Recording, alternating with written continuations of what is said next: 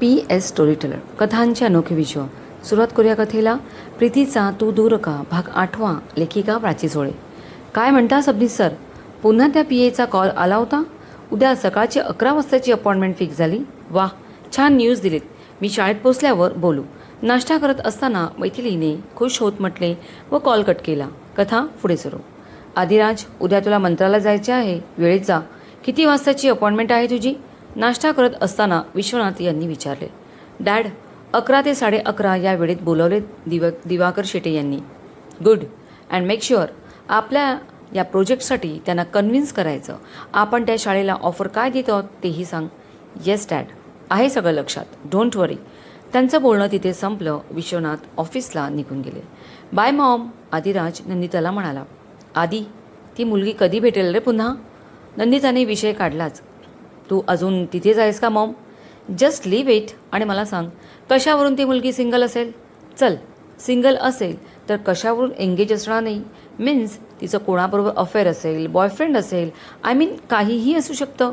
आणि अशा या अनामिकाला तू तुझी सूनच मानून चालवली आहेस. हा हा हा. किती भोळी आहेस ग तू, माझी आई. तिला मनातून पूर्ण काढून टाक. ओके, चल मी निघतो. तिच्या कपाळावर किस करून आदिराज निघाला. त्याला जाताना पाहत नंदिता तिथेच उभी राहिली.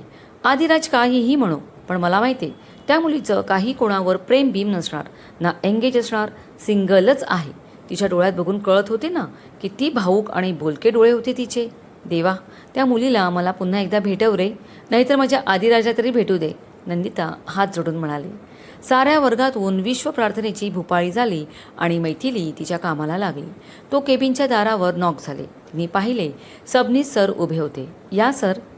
Good morning madam. Good morning sir. बोला. मॅडम, उद्या 11:30 वाजताची अपॉइंटमेंट आहे. शिक्षण मंत्रीही असतील. वेळेत या म्हणालेत. धोत्रे. सबनीस म्हणाले. हो, मी वेळेतच जाईन. सगळ्या डॉक्युमेंट्सची एक फाईल करून ठेवा, म्हणजे मला दाखवायला बरं पडेल. हो, मी एकच फाईल करून ठेवली आहे आणि सगळे पेपर्स व्यवस्थित लावले आहेत. गुड. थँक्यू सर, मैथिली म्हणाली. मॅडम, मी पण येऊ का सोबत? नको सर, तुम्ही खूप वेळा खेपा मारलात. मी जाते उद्या आणि बघते काय होतं ते. नाहीतर आजोंना त्यांच्या ओळखी वापरायला सांगावं लागेल, मैथिली विचार करत म्हणाली. ठीक आहे मॅडम, येतो मी. काही हवं असल्यास सांगा. सबनीस सर निघून गेले. मैथिलीने पाणी प्यायले. आई वडिलांचे छत्र हरपले. दामोदर पंत तिचे आजो थकले होते. तिला आधार सोबत मिळावी असं कोणीच नव्हतं. मग ती मैत्रीण असो किंवा मित्र, ज्याच्याकडे ती हक्काने तिचे प्रॉब्लेम्स दुःख शेअर करू शकेल. आजो सारखे मागे लागलेत, लग्न कर, सेटल हो आणि नवऱ्याला सोबत घेऊन शाळेला मोठं कर. पण अजून तिला कोणीच मनात भरला नव्हता. फ्रेंड सर्कल होता, कॉलेज फ्रेंड्स होते, तरी मैथिली प्रेमाच्या बाबतीत मागे होती. अचानक तिला वाटे आपला हात धरणारा, सपोर्ट करणारा कोणीतरी असावं. सध्या तरी तिला वाटच पाहावी लागणार होती. संध्याकाळी 6ला ती घरी निघाली. सबनीसाने दिलेली फाईल बरोबर घेतली. उद्या रिझल्ट जो काय हो, पण किमान त्या मंत्र्यांना आपला मुद्दा पटवून द्यायचाच विचारात मैत्रिणीने कार गेटबाहेर काढली. डार्क निळ्या रंगावर षटकोनची डिझाईन आणि पांढरी बारीक किनार असलेली तिने कॉटनची साडी नेसली.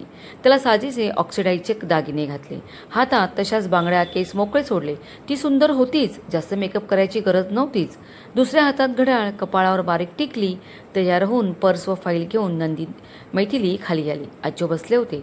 तिने पटकन वाकून त्यांचा आशीर्वाद घेतला.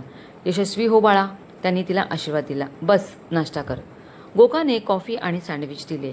आजो, आज हे काम व्हायलाच हवं, नाहीतर काय? तुम्हाला तुमच्या ओळखीचा वापर करावा लागेल, तरच होईल हे काम, मैथिली तोंड पाडून बोलली. काही गरज पडत नाही बघ. तू जातेस ना, काम होणारच. काळजी करू नकोस, आजो म्हणाले. असं असतं तर कधीच काम झाले नसते का? चूक. मेहनत आणि प्रयत्न केल्याशिवाय कुठलेही काम साध्य होत नसतं. तू काम करतेस तसंही मंत्रीही करतात. त्यांचे दौरे असतात, मीटिंग्स असतात. नाही देऊ शकत ते वेळ कधी कधी, म्हणून आपण हार मानायची नसते. तुला मिळाले ना आजची वेळ, मग ते तुझं स्किल आहे त्यांना पटवून द्यायचं. अशी निराश नको होऊस, आजो म्हणाले. मैत्रिणीला माहीत होते काहीही झालं तरी आजो त्यांची तत्त्व सोडत नसत. आजो समजलं. येस, मी आज नक्कीच प्रयत्न करेन. तिने नाश्ता, कॉफी संपवलं व उठली. पर्स फाईल कारची की घेऊन बाहेर आली. कार गेट बाहेर काढली व मंत्रालयाच्या दिशेने कार पळवू लागली. एंट्रीचे सगळे उपासकार पार करून ती 6व्या मजल्यावर आली. घड्याळात पाहिले 11:15 वाजले होते. त्या मजल्यावर शिक्षण मंत्री, गृहनिर्माण मंत्री, जलसंपदा मंत्री अशा 3 केबिन होत्या. तुर्तास त्या मजल्यावर जास्त वर्दळ नव्हती. ती केबिनच्या बाहेर असलेल्या बेंचवर बसली. शिपाई नव्हता. फाईल काढून पुन्हा एकदा बघितली आणि आता फक्त वाट पाहणं तिच्या हातात होतं. आदिराजने ही कार पार्क केली व मंत्रालयात एंट्री करून तो 6व्या मजल्यावर येण्यास निघाला. 11ला 5 मिनिटे बाकी होते. तो वेळेत होता. 6व्या मजल्यावर लिफ्ट आली, मग तो बाहेर आला. त्यांनी पाहिलं फक्त एकच महिला त्या मजल्यावर बेंचवर बसली होती. तिथेच टेबलावर शिपाई बसला होता. तिने डार्क निळ्या रंगाची साडी नेसली होती. तिचा चेहरा उजव्या बाजूला होता. आदिराजने तिथल्या केबिनवर नजर फिरवली व गृहनिर्माण मंत्री यांच्या केबिनच्या बाहेर ठेवलेल्या खुर्चीत बसला. अजून कोणी आलं नव्हतं का कोण जाणे त्याचं सारखं लक्ष त्या साडी नेसलेल्या स्त्रीकडे जात होतं. तिची पाठ होती त्याच्याकडे.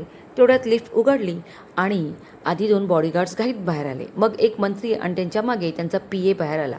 सगळे ती स्त्री बसली होती त्या दिशेने चालू लागले. आदिराज त्यांना पाहत होता. मैथिलीने बुटांचा आवाज ऐकला व त्या दिशेने पाहिलं. बहुतेक कोणी मंत्री आले असावेत असा विचार करून ती उठून उभी राहिली. शिपाई उठला. आदिराजही त्यांना जाताना पाहत होता व मैथिलीने त्या दिशेला केलेला चेहरा. आदिराजचं लक्ष तिच्यावर गेलं आणि जोरदार झटका बसल्यासारखं झालं. ती चक्क त्याला भेटलेली अनामिका होती आणि ती चक्क त्या साडीमध्ये. त्या दिवशी पाहिलेली टाईट शिमर ड्रेसमधली आणि आता भारतीय पेहराव केलेली साडी नेसलेली तिचं हे रूप त्याला अधिकच आकर्षक आणि लोपसवणं वाटलं. तो तिच्याकडे भान हरपून एकटक बघत राहिला. ती ज्या केबिनच्या बाहेर थांबली होती त्याच केबिनमध्ये ते मंत्री गेले. ते शिक्षण मंत्री होते. धोत्रेंनी तिला पाहिलं व डोळ्यांनीच बोलावतो असे केले. ती उभीच राहिली. आदिराजला तिच्याशी बोलायचे होते. स्वतःची ओळख पटवायची होती. तो तिच्या रोखाने चालू लागला. पण केबिनचे दार उघडले गेले व ते 2 बॉडीगार्ड्स बाहेर येऊन थांबले व पाठोपाठ धोत्रे आले. तुम्ही मैथिली राजे का? त्यांनी हळू आवाजात विचारले. हो, या आत, धोत्रे म्हणाला व आत गेला. त्याच्या पाठी मैथिलीही आत गेली आणि आदिराज थांबला. त्याला कसेही करून मैथिलीला भेटायचेच होते आणि ही संधी तो हातची घालवणार नव्हता. आदिराज भेटू शकेल का मैथिलीला? काय सांगेल तो त्याची ओळख? ऐकायला विसरू नका. प्रीतीचा तू दूर का. कथा लिखित व आवाज प्राची सुळे. कथा वाचण्यात थोडी घाई झाली त्याबद्दल क्षमस्व. कथा कॉपी करण्यास मनाई आहे. मनपूर्वक धन्यवाद.